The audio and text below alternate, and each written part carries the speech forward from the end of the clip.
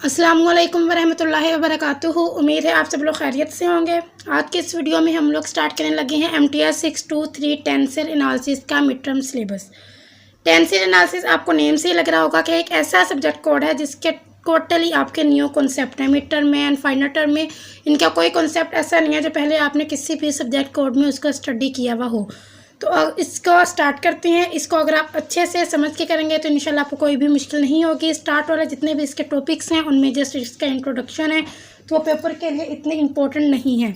Start करते हैं। Origin of tensor. Origin of tensor क्या होता है मीन्स इसमें बताएंगे कि टेंसर को सबसे पहले किसने स्टडी किया। ये एक उन्होंने साइंटिस्ट का नेम लिखा हुआ है, W. White introduce term tensor. इन्होंने इस टर्म टेंसर को इंट्रोड्यूस करवाया in study of stress and strain. जब वो क्रिस्टल्स में स्ट्रेस एंड स्ट्रेन को स्टडी कर रहे थे तो तब उन्होंने इस टर्म को इंट्रोड्यूस करवाया इस साइंटिस्ट ने। तो आप जस्ट इसका नेम याद रख लें। वैसे ये आपके सब्जेक्टिव के लिए ऑब्जेक्टिव के लिए इंपॉर्टेंट नहीं है, लेकिन अगर आ भी जाए किसी MCQs में तो ये आपको पता होना चाहिए। देन इस पर क्या हुआ, अल्बर्ट आइंस्टाइन एंड मार्कन ग्रोसम ने इन्होंने इसको जब वो ऋषि कॉन्सेप्ट को स्टडी कर रहे थे तब उन्होंने इस कॉन्सेप्ट को स्टडी किया। अब थोड़ा मेन क्वेश्चन ये है कि वाई वी नीड टेंसर, हमें टेंसर की ज़रूरत क्यों पेश आई। और इसमें सबसे पहले आपने स्केलर को देखना है, वेक्टर्स को देखना है। स्केलर वेक्टर्स का अगर आपको पता है देन आप हम टेंसर पे आएंगे। स्केलर क्या होता है ये आप लोग FSC से ही पढ़ते आ रहे हैं। स्केलर्स क्या होता है, एक ऐसी फिजिकल क्वांटिटी होती है जिसमें हम जस्ट उसके मैग्नीट्यूड को डिस्कस करते हैं। ठीक है, स्केलर में हम लोग मैग्नीट्यूड डिस्कस करते हैं, वेक्टर में हम मैग्नीट्यूड के साथ डायरेक्शन को भी डिस्कस करते हैं। स्केलर की एग्जांपल्स आप लोगों ने की हुई होंगी, मैस, डेंसिटी एंड टेम्परेचर। इस तरह वेक्टर्स की भी कुछ एग्जांपल्स होती हैं, पोजीशन, फोर्स, वेलोसिटी, ETC। ये स्केलर्स एंड वेक्टर्स। अच्छा, अब स्केलर एंड वेक्टर का ही एक स्पेशल केस होता है टेंसर। ठीक है, अब आपने सिर्फ इतना याद रखना है कि टेंसर्स क्या होते हैं, स्केलर वेक्टर्स का एक स्पेशल केस होता है। आपको किसी भी इंफॉर्मेशन के लिए आपको तीन चीज़ें चाहिए होती हैं, एक मैग्नीट्यूड, डायरेक्शन, प्लेन।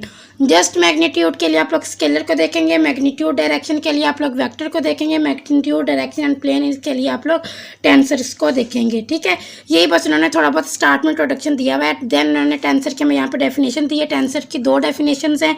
एक डेफिनेशन है tensor can be regarded as general name of multi way array data. Tensor को आप क्या नेम देते हैं, मल्टी वे अरे डाटा। ये आपके MCQs में काफ़ी दफ़ा रिपीट होता है, इसको आपने ऐसे याद रखना है। देन एज ए टेंसर की डेफिनेशन, टेंसर की डेफिनेशन पेपर के लिए बहुत ज़्यादा इंपॉर्टेंट है। इसकी डेफिनेशन मोस्टली पेपर्स में आती है और ये MCQs में भी आपको लिख के पूछा जाता है ये किसकी डेफिनेशन है। देन आपने ये टेंसर पर टिक करना होता है। इन M डायमेंशनल स्पेस, जिसमें आपके पास बहुत ज़्यादा मोस्टली जो हम लोग डिस्कस करते हैं 1 dimensional space, 2 dimensional space, 3 dimensional space, लेकिन मोर देन 3 डायमेंशनल स्पेस के लिए हम लोग टेंसर को डिस्कस करते हैं। ठीक है, ये बात भी आपने याद रखनी है।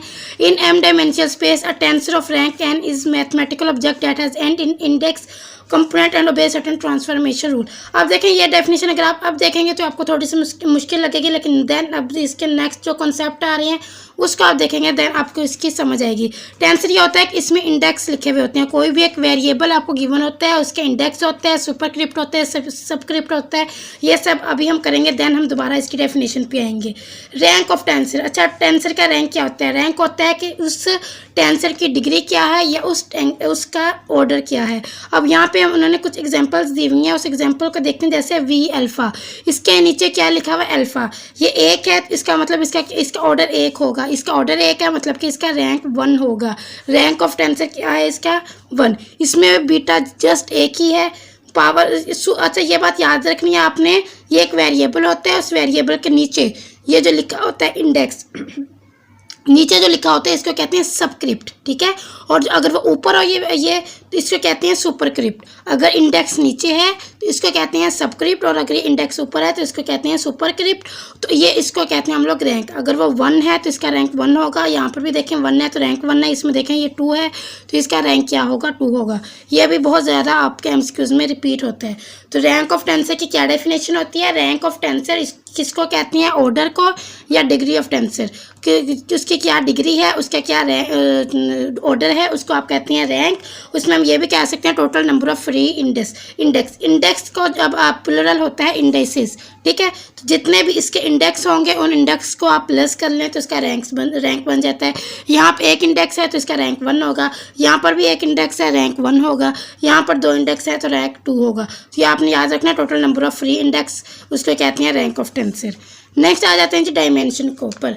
डायमेंशन की डेफिनेशन भी आप लोगों ने बहुत दफ़ा देखी हुई है। The dimension of mathematical step is defined as minimum number of coordinate, कि कितने कोऑर्डिनेट्स हैं उनमें, मिनिमम नंबर ऑफ कोऑर्डिनेट्स को क्या कहते हैं, डायमेंशन कहते हैं। Needed to specify any points within it. अब आपने किसी भी बताना है कोई भी पॉइंट क्या वो किस प्लेस पे है, उसकी प्लेस बतानी है आपने, किस कोऑर्डिनेट में है, तो मिनिमम नंबर ऑफ कोऑर्डिनेट क्या कहते हैं, उसको डायमेंशन कहते हैं। अब आप लोगों ने वन डायमेंशनल स्पेस के ऊपर डिस्कस किया हुआ है। आई थिंक एफएससी में फिर टू डायमेंशनल स्पेस भी ये चीज़ होती है, इसको भी आप लोगों ने डिस्कस किया हुआ है। इसमें 4 क्वाड्रेंट होते हैं, फर्स्ट सेकंड थर्ड फोर्थ। ये आपने किसी भी अगर पोजीशन को एलोकेट करना है टू डायमेंशनल स्पेस में तो आप इनकी हेल्प से करते हैं। Coordinate system in which exact position F point is determined with 2 numerical values, जिसमें अगर आपने किसी भी पॉइंट की पोजीशन को देखना है तो आप इन 2 न्यूमेरिकल वैल्यूज़ की हेल्प से देखते हैं, तो उनको कहते हैं 2 डायमेंशनल स्पेस। ठीक है। और अगर 3 डायमेंशनल स्पेस की बात हो तो यहाँ पे देखें ये भी आप लोगों ने किया हुआ है, ये एक्स होता है, ये वाई होता है, ये जेड होता है। इसमें आपने अगर किसी भी पॉइंट के पोजीशन को देखना है तो आप उसके लिए 3 डायमेंशन लेंगे तो उसको कहते हैं 3 डायमेंशनल स्पेस। ये जस्ट उन्होंने कुछ कॉन्सेप्ट दिया हुआ 2 डायमेंशनल स्पेस का, 3 डायमेंशनल स्पेस का। और डायमेंशन क्या होती है, minimum number of coordinates to specify any point, किसी भी पॉइंट को स्पेसिफाई करने के लिए जो कोऑर्डिनेट्स आपको ज़रूरत होती है उन कोऑर्डिनेट्स को कहते हैं डायमेंशन। नेक्स्ट है जी आपके पास हायर डायमेंशनल टेंसर। देखिए अब आ जाती है टेंसर की बात। मोर देन 3 में अगर आपके पास मोर देन 3 डायमेंशनल स्पेस है then we treat as higher dimensional space. आप हायर डायमेंशनल टेंसर किसको कहते हैं, जिसमें आपने उसमें डायमेंशनल जो स्पेस हो वो मोर देन 3 हो, मतलब 3 तक तो हम लोग डिस्कस कर लेते हैं, लेकिन अगर 3 से ज़्यादा हो तो फिर हम उसको टेंसर का केस लेते हैं। नेक्स्ट उन्होंने यहाँ पे एक एग्जांपल दी हुई है। We can think of dimension as way in which we can move up and down, left and right, forward and backward, which lead us to believe we right in 3 dimensional world. हम 3 dimensional word में रहते हैं जिसमें हम लोग आगे पीछे, forward backward, ऊपर नीचे, left and right, ups and down, इन सबको डिस्कस करते हैं। Every point in this word defined by 3 coordinate. जितने भी पॉइंट्स हैं हमारी इस दुनिया में हम उनको जस्ट 3 कोऑर्डिनेट्स में डिस्कस करते हैं। And we can not imagine living 4 dimensional world. हम ये इमेजिन नहीं कर सकते कि हम 4 डायमेंशनल में रह रहे हैं, हम 3 कोऑर्डिनेट्स तक ही डिस्कस करते हैं। Because we simply can not conceive any other direction to move in, क्योंकि इसके अलावा और कोई भी डायरेक्शन नहीं है मूव करने के लिए। आप ये आगे पीछे मूव कर सकते हैं या ऊपर नीचे या लेफ्ट एंड राइट। ठीक है। Application of tensor. अब टेंसर्स कहाँ पे यूज होते हैं, जैसे मैंने थोड़ा सा आपको दिया हुआ है, आप इसको याद रखें। टेंसर मैकेनिक्स में यूज़ होती हैं, इलेक्ट्रोमैग्नेटिक्स में यूज़ है, मैक्सवेल इक्वेशंस में यूज़ होती हैं, स्पेशल थ्योरी ऑफ रिलेटिविटी में यूज़ होती हैं, मैट्रिक टेंसर में यूज़ होती हैं, 4 वेक्टर फार्मूलाज में यूज़ होती हैं, जनरल थ्योरी ऑफ रिलेटिविटी में यूज़ होती हैं, राइमन, रिशी, आइंस्टाइन टेंसर, इन सब में यूज़ होती हैं। इनमें मैक्सिमम आप 2 या 3 के नेम्स याद रख लें। अगर आपके शॉर्ट में आ जाए कि जी हमें टेंसर की एप्लीकेशंस बताएं तो आप एक ये लिख दीजिएगा, Maxwell field equation, special theory of relativity, general theory of relativity, क्योंकि इनके नेम्स आप पहले सुन चुके हैं, मैकेनिक्स, इलेक्ट्रोमैग्नेटिज्म। ये कुछ आप अगर इनकी एग्जांपल्स लिख देंगे तो इंशाल्लाह आपको इसके मार्क्स मिल जाएंगे। नेक्स्ट है इंजीनियरिंग में।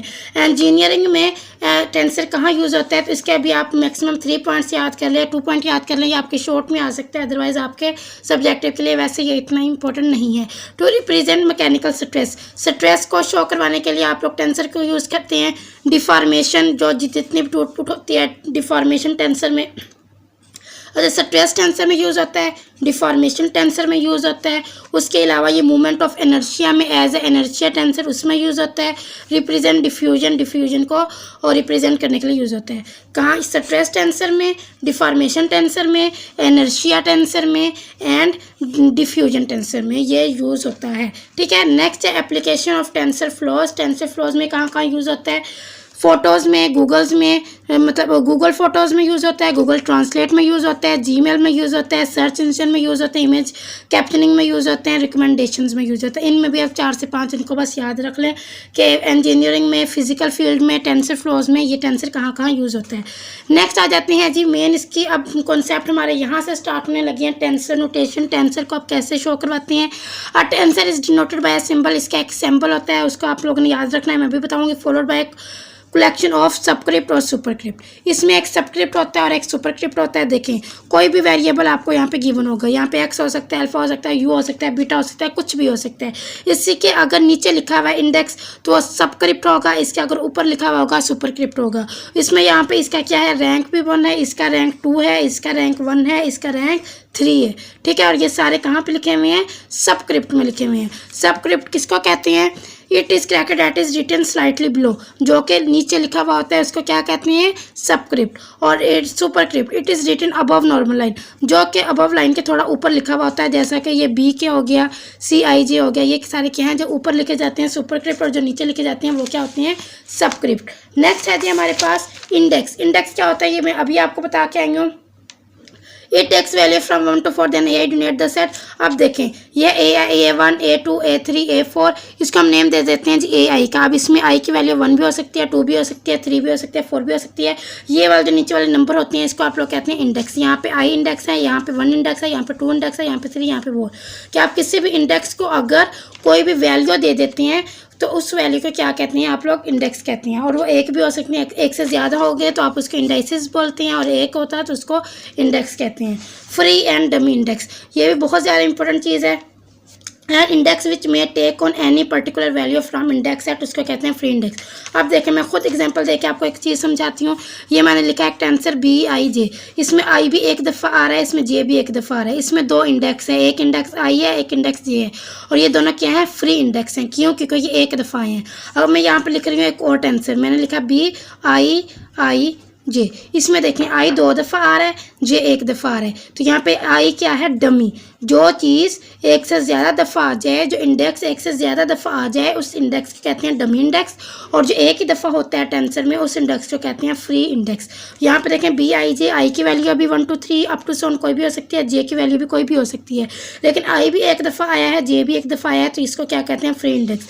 इसमें है डमी इंडेक्स। डमी इंडेक्स कहते हैं रिपीट इंडेक्स, जो इंडेक्स रिपीट हो रहा हो। जैसे यहाँ पे लिखा हुआ AII, यहाँ पे I 2 दफ़ा रिपीट हो रहा है, तो यहाँ पे देखें ये क्या है, I डमी इंडेक्स है। यहाँ पे देखें 2 टेंसर ने लिखे AIBIJ, इसमें भी देखें I 2 दफ़ा आ रहा है, तो इसका मतलब यहाँ पे I क्या है, डमी इंडेक्स है, और J क्या है, फ्री इंडेक्स है। अच्छा जी आपके पास एक एग्जांपल नंबर 1, उसमें है YI AIJ XJ, जिसमें आपको I की वैल्यू गिवन है 1 हो सकती है, 2 या 3, J की वैल्यू गिवन है I 1 2 3, ठीक है।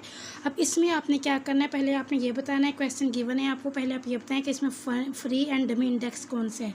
तो देखें ये है AIJ XJ, इसमें जो रिपीट हो रहा है वो J हो रहा है, तो J इसमें क्या होगा, डमी इंडेक्स। और इसमें जो सिंगल है, सिंगल इंडेक्स है वो I है, तो I क्या होगा इसमें, फ्री। नेक्स्ट है then apply sum on dummy index. उन्होंने बोला है कि जो आपके पास डमी इंडेक्स है उसमें आपने अप्लाई करनी है उसकी वैल्यू, मतलब कि यहाँ पे क्या है, J यहाँ पे डमी इंडेक्स है, J की वैल्यू आपके पास क्या है, 1 2 एंड 3। तो एक बार J की जगह आप लोगों ने 1 लिखना है, सेकंड टाइम 2 लिखना है, थर्ड टाइम 3 लिखना है। नेक्स्ट क्वेश्चन 3 है कि now put value of free index 1 by 1। अब आपने क्या करना है कि वहाँ पे फ्री इंडेक्स की वैल्यू को पुट करना है 1 by 1। फ्री इंडेक्स आपके पास क्या है, I की वैल्यू आपके पास है 1 2 एंड 3, तो सबसे पहले हम I की जगह पर क्या रखेंगे, 1। जहाँ पर भी I आ रहा है वहाँ पर आपने 1 पुट कर देना है।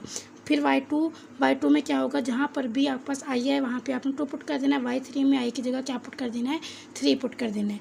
नेक्स्ट है जी आपके पास एग्जाम्पल, एक और एग्जाम्पल है जिसमें show that if I is equal to 1 2 3 up to so on, J is equal to 1 2 3 up to so on, and then आपको ये वैल्यू गिवन है, आपने इसमें जस्ट पुट करना है, ठीक है। अब इसमें पहले देखें AIXI है लेफ्ट साइड पे, लेफ्ट हैंड साइड पे, तो I की वैल्यू आपको गिवन है 1 2 3, पहले 1 रखें, ठीक है, फिर I की जगह पे 2 रखें, फिर I की जगह पे 3 रखें, फिर up to so on AN XN, ठीक है। जस्ट आपने I की वैल्यू पुट करनी है जो कि गिवन है। फिर राइट हैंड साइड लिखे, राइट हैंड साइड पे J है, J की वैल्यू आपके पास 1 2 3 up to so on N। अब यहाँ पे लिखेंगे AJ XJ, यहाँ पे पहले आप 1 1 पुट करते हैं, फिर 2 2, फिर 3 3, फिर 4 4 up to so on NN। Next है एग्जाम्पल नंबर 3 आपके पास, उसमें आपके पास है TIJ, यहाँ पे AIJM XM प्लस, ये आपको गिवन है, इक्वेशन गिवन है। इसमें सबसे पहला क्वेश्चन आपके पास ये है कि आप इसमें बताएं फ्री इंडेक्स कौन सा है। फ्री इंडेक्स ऐसा इंडेक्स जो कि रिपीट नहीं हो रहा, तो इसमें देखें अगर आप, तो यहाँ पे I रिपीट नहीं हो रहा, तो यहाँ पे I क्या है, I और यहाँ पर J, I एंड J दोनों ही क्या है, फ्री इंडेक्स हैं। I भी यहाँ पर एक दफ़ा आया है और J भी यहाँ पर एक दफ़ा आया है। यहाँ पर भी देखें I एंड J दोनों एक एक दफ़ा आए हैं। डमी इंडेक्स क्या बताना है, डमी इंडेक्स देखें इसमें M रिपीट हो रहा है और इसमें P रिपीट हो रहा है, तो M एंड P क्या है यहाँ पर डमी इंडेक्स।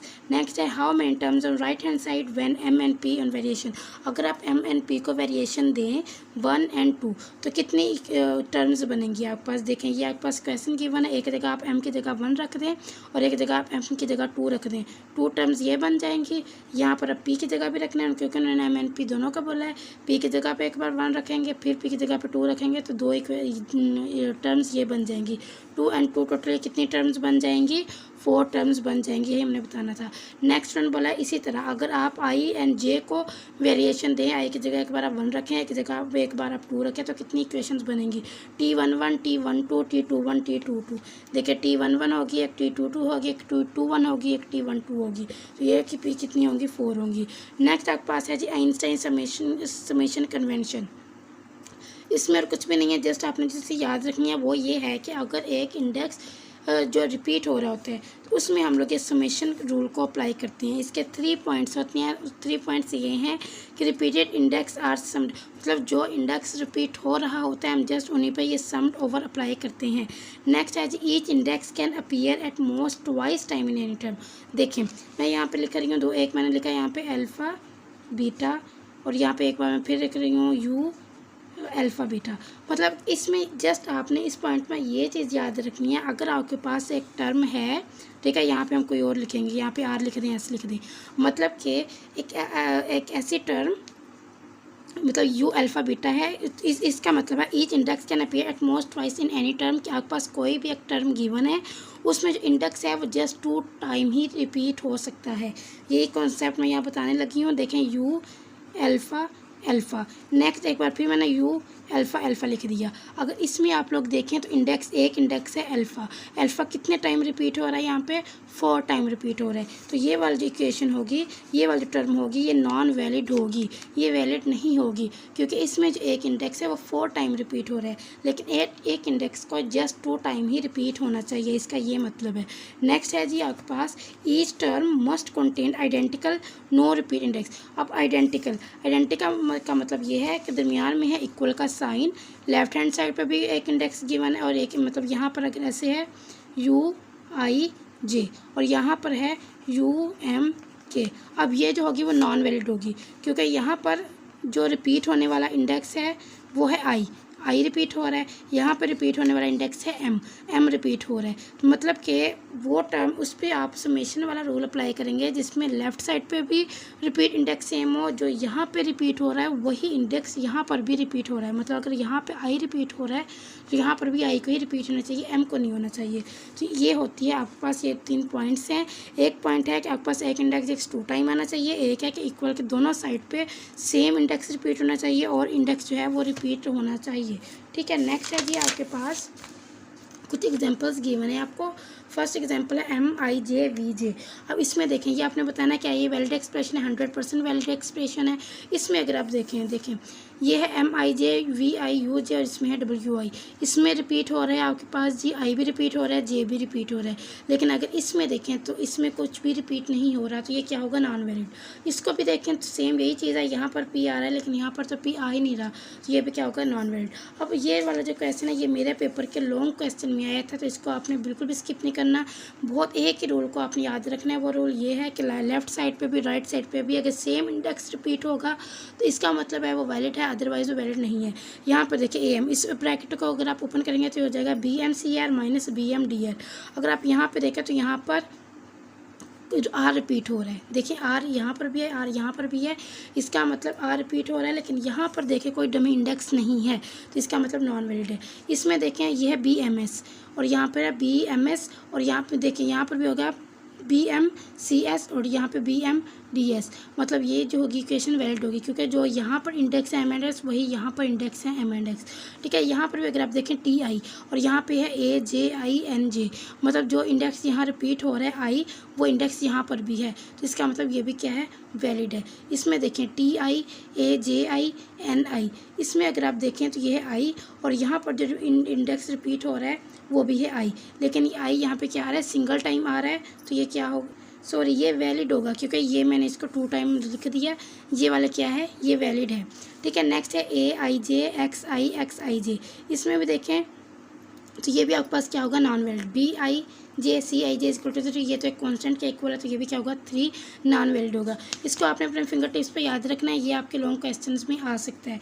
नेक्स्ट है जी example number 1, find summation C I X I plus Y I for N is equal to 4। इसमें आपने एन इज इक्वल टू 4 मतलब कि जहाँ पर भी आई की वैल्यू है पहले आप वहाँ पे 1 रखेंगे, फिर आप वहाँ पे 2 रखेंगे, फिर आप वहाँ पे 3 रखेंगे, फिर आप वहाँ पे 4 रखेंगे, तो ये एक इक्वेशन बन जाएगी।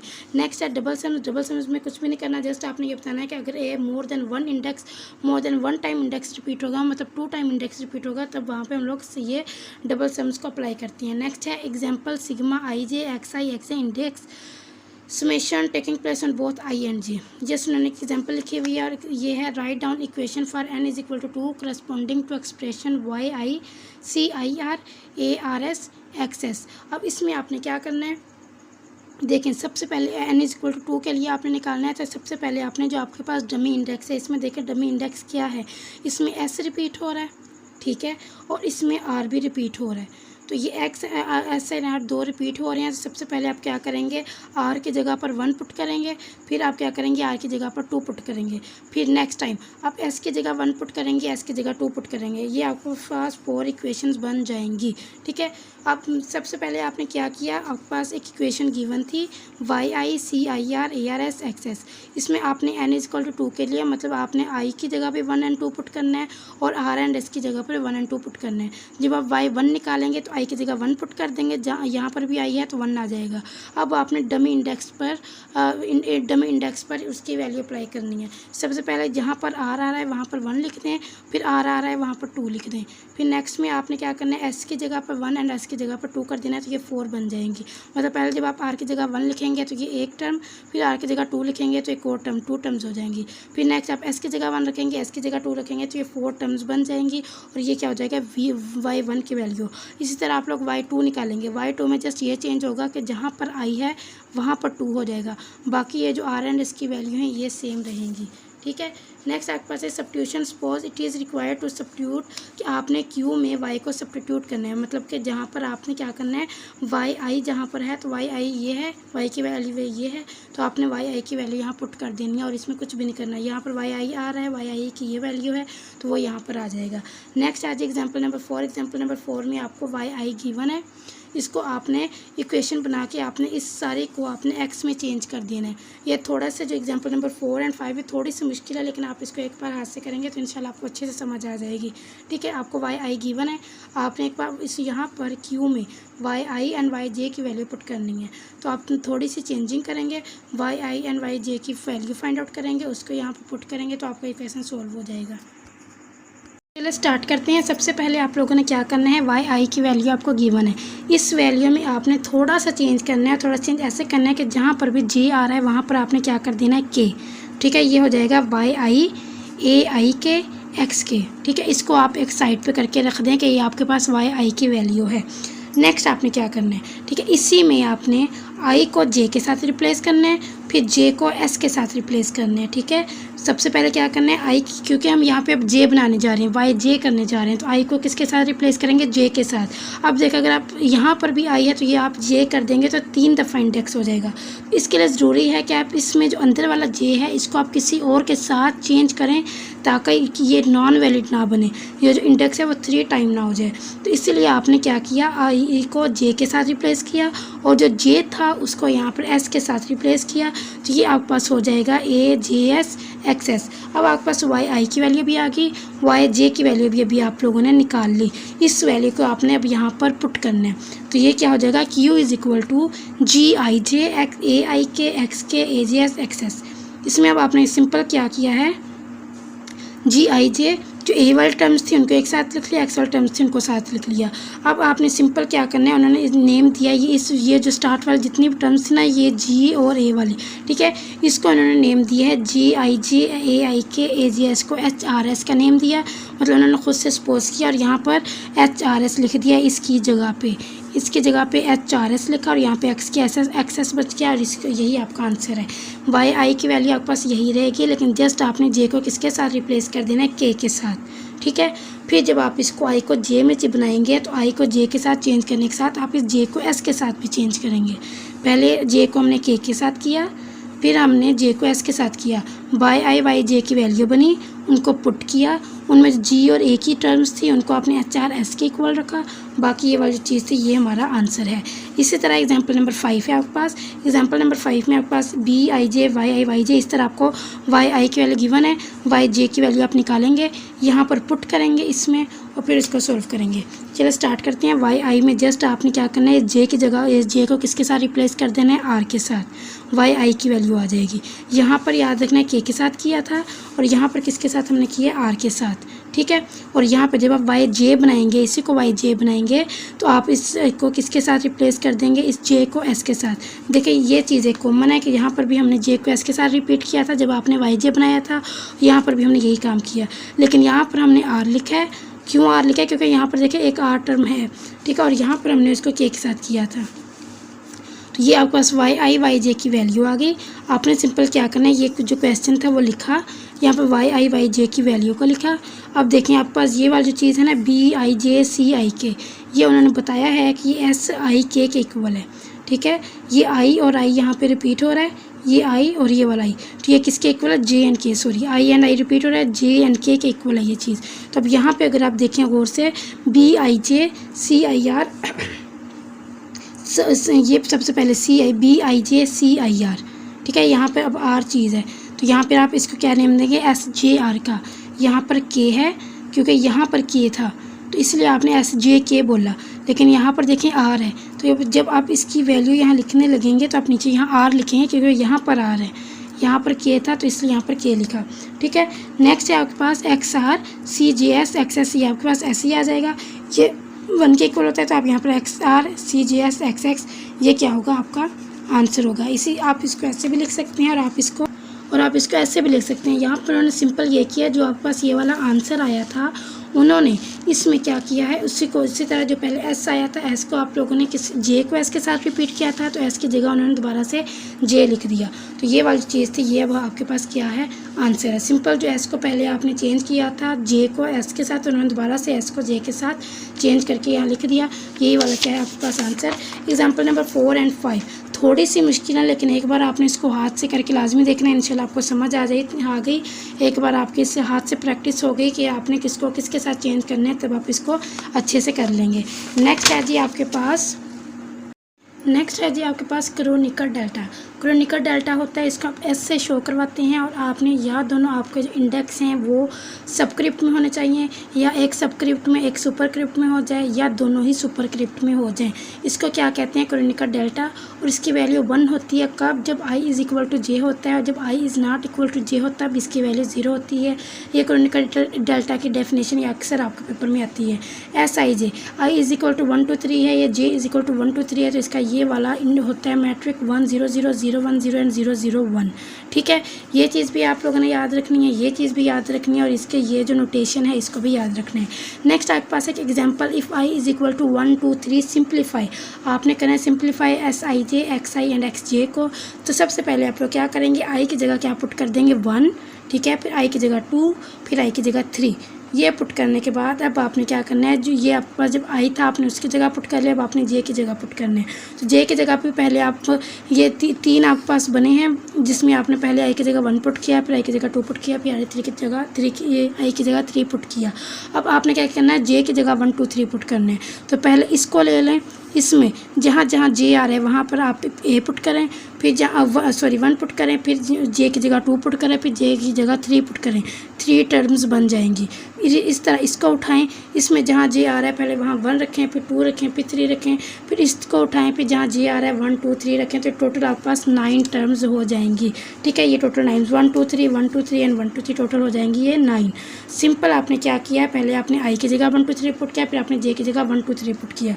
अब आपने याद रखें जहाँ पर S1 1 होगा, या S2 2 होगा, या S3 3 होगा, वहाँ पर वैल्यू क्या आएगी 1 1 1। और वैसे S2 1 S1 2 S3 1 S3 2 S2 3 ये जितनी भी होंगे क्या होंगे 0। जस्ट S1 1 S2 2 S3 3 इनकी वैल्यू आपको गिवन है, तो बाकी सबकी जगह आप 0 पुट कर देंगे, और जो S1 1 है S2 2 है S3 3 की जगह वहाँ 1 1 पुट करेंगे, तो आपके पास आंसर बच जाएगा उनका। यहाँ पे देखिए 1 पुट किया, ये 0 हो जाएंगे सारे, यहाँ पर 1 होगा, ये भी 0 हो जाएंगे, फिर यहाँ पर 1, तो X3 3 X2 2 और यहाँ पे X1 X1, ठीक है। ये 3 चीज़ें आपके पास बच जाएंगे और इसको आप यहाँ पे लिख सकते हैं XI XI। एक उन्होंने क्रोनिकल डेल्टा की यहाँ पे वो बताई हुई है प्रॉपर्टी, और प्रॉपर्टी ये है कि अगर आपके पास ऐसे हो SII ठीक है, तो आप ये देखें ये सेपरेट इंडेक्स हैं, ये XI है, ये भी XI है और ये SII है, इसको आप इस फॉर्म में लिख सकते हैं XII, ठीक है। और अगर आपके पास ऐसे है SIJ XI XJ तो आप इसको लिख सकते हैं XI XJ, ठीक है। तो ये दो प्रॉपर्टीज़ हैं, इनको आपने याद रखना। इस तरह अगर हो SIK या SKJ, ये K और K जो सेम है उनको नहीं लिखेंगे, जस्ट आप लिखेंगे SI SJ। तो ये तीन जो प्रॉपर्टीज़ हैं क्रोनिकल डेल्टा की, ये अक्सर MCQs में पूछती हैं, तो आपने इनको याद रखना है। तो इस तरह आपने याद रखना है जो S2K किसके इक्वल होगा, क्योंकि K के इक्वल तो नहीं होगा, तो यहाँ पे आप S22 लिखेंगे, ठीक है। तो यहाँ पे S3K है, तो आप ये जो रिपीट हो रहा है इसको नहीं लिखेंगे, जस्ट आप लिखेंगे S3, तो ये भी किसके इक्वल होता है, 1 के इक्वल होता है, आपको पता है। नेक्स्ट है जी आपके पास एक और एग्जाम्पल है for arbitrary and evaluate SIJ SIK CIK। अब इसमें भी आपने क्या करना है, इन SIJ SIK CIK आल IJ के। अब देखिए इसमें I भी रिपीट हो रहा है, I यहाँ पर भी है, यहाँ पर भी है, J रिपीट हो रहा है, J यहाँ पर है, यहाँ पर है, K भी रिपीट हो रहा है, कि यहाँ पर भी है, कहीं यहाँ पर भी है। तो इनमें I J के तीनों क्या हैं, डमी इंडेक्स हैं, तो आप इनको यहाँ पे लिखेंगे SIJ XI XJ। देखिए आप अभी मैंने आपको बताया कि ये किसके इक्वल होता है, XI XJ के इक्वल होता है। तो आप अगर आप इसको आप कैसे लिख सकते हैं, SIJ CIJ, तो इसको आपने ऐसे लिखना है। इसमें जस्ट उन्होंने ये वाली जो चीज़ है इसको ऐसे ही लिखा है, ये वाली जो चीज़ है यहाँ पर देखिए K एंड K रिपीट हो रहा है, जो रिपीट हो रहा है उसको आपने नहीं लिखना, इस CI की जगह आप क्या कर देंगे, साथ J लिख देंगे, ये वाला। ये बस कुछ प्रॉपर्टीज़ हैं, इनको आपको खुद से याद रखना पड़ेगा, इनको कोई भी उन्होंने प्रूफ नहीं दिया हुआ, जस्ट उन्होंने बस लिखी हुई हैं। तो आपने एक नोट बना लें, तो उनमें आप इन प्रॉपर्टीज़ को, या 3 से 4 प्रॉपर्टीज़ हैं, उनको लिख लें और उनको अपने फिंगर टिप्स पे याद रख लें। कैसे, जब यहाँ पे K रिपीट होगा, यहाँ पर SI होगा, यहाँ पे CIK होगा, तो आप इसको क्या लिखेंगे, CIJ लिखेंगे, ठीक है। नेक्स्ट आपके पास परम्यूटेशन सिंबल और लेवी सेविटा सिंबल इन 3 डायमेंशन, अच्छा जिसमें 3 इंडेक्स होते हैं आपके पास, उसको आप लोग कहते हैं लेवी सेविटा सिंबल, ठीक है। इसमें क्या होता है, एक दफ़ा वैल्यू 0 आती है, एक दफ़ा वैल्यू 1 आती है और एक दफ़ा -1 आती है। और 0 वैल्यू कब आती है, जब I J के इक्वल हो, J K के इक्वल हो और K I के इक्वल हो। 1 कब आती है वैल्यू, जब I J के आपके पास इस तरह हो, 1 2 3 फिर 2 3 1 फिर 3 2 1, मतलब एक रोटेशन हो 1 2 3 फिर 2 3 1 फिर 3 2 1, एक रोटेशन है, तब आंसर 1 आता है। जब ये अपोजिट चले I J के, जब ये ऐसे हो 1 3 2 1 3 2, फिर ये आपके पास चले 2 3 1 और फिर चले 2 1 3, मतलब अगर ये इस तरह के आंसर आएंगे तो -1 आंसर आएगा, अगर वो बिल्कुल सर्कल में होंगे तो भी 1 आंसर आएगा, और अदरवाइज़ अगर ये वाला केस होगा तो 1 आंसर आएगा। इसका ये वाला फार्मूला होता है I - J J - K K - I 1/2, ये भी आपने याद रखना है। और यहाँ पर उन्होंने सर्कल के फॉर्म में कुछ बताया हुआ है कि अगर वो 1 से 2 की तरफ जाएगा, 2 से 3 की तरफ जाएगा, 3 से 1 की तरफ आएगा तो +1 आंसर आएगा। अगर वो ऐसे आएगा 2 से 3 की तरफ, 1 से 3 की तरफ, 3 से 2 की तरफ, 2 से 1 की तरफ, अगर ये केस चेंज जाएगा तब आंसर क्या आ जाएगा, -1 आ जाएगा। ये था आज का हमारा लेक्चर। अगर आपको इसकी समझ आई है तो काइंडली मेरे चैनल को सब्सक्राइब कीजिएगा, अच्छा सा कमेंट करके जाइएगा, और कोई भी अगर आपका क्वेश्चन हो तो आप मुझसे यहाँ कमेंट बॉक्स में पूछ सकते हैं, या मेरा व्हाट्सएप ग्रुप ज्वाइन करके वहाँ पर भी पूछ सकते हैं। इंशाल्लाह आपको फ़ौरन रिप्लाई मिलेगा। अपना बहुत सारा ख्याल रखिएगा। जज़ाकल्लाह, अल्लाह हाफिज़।